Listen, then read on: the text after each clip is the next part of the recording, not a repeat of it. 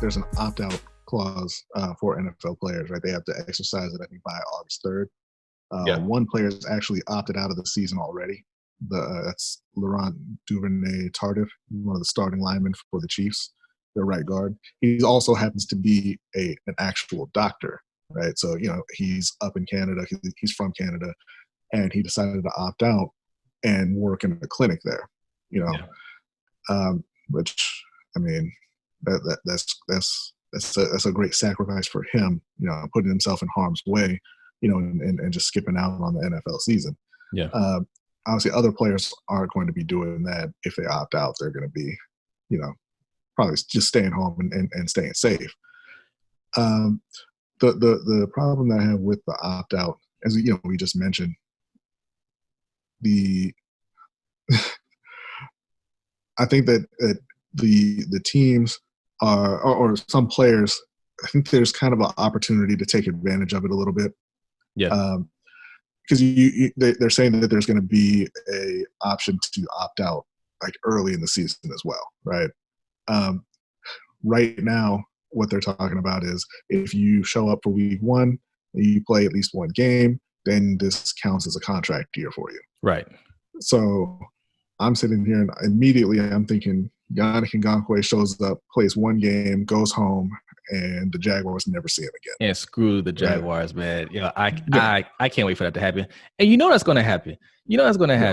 He told you he doesn't want to be there, right? He told you last year he didn't want to be there. He told you this offseason he didn't want to be there. And you refuse to trade him. So, yeah, this is a good opportunity for him to say, all right, week 1 is coming. Let me go ahead and sign that tender. I'll be there. Week 1, he probably won't even get that many snaps because he hadn't been practicing, right? And he'll go out there. I'm damn sure not showing up for training camp. Right. No. Right. He'll show up there, grab his popcorn, watch a game on the sideline, shake hands with some of his teammates, tell him, all right, wish you well. No jersey swaps though. No jersey swaps. Dangerous. Yeah. Dangerous. That's not sanitary. Right. But yeah, and then he opts out and he's done with them. And then what are you going to do? Because that counts as a season. So if you want to bring him back next year, you got to tag him again, and that tag goes up. Right. Right. And the cap is coming down. So it's going to be even harder for you to do that. Yeah.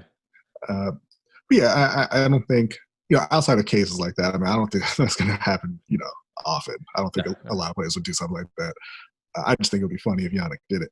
But I don't think there'll be too many players opting out.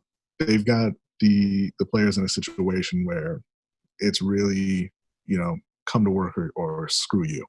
Yeah. Like I said, that stipend that they're talking about is not really a stipend. It has to be paid back if you don't make the team.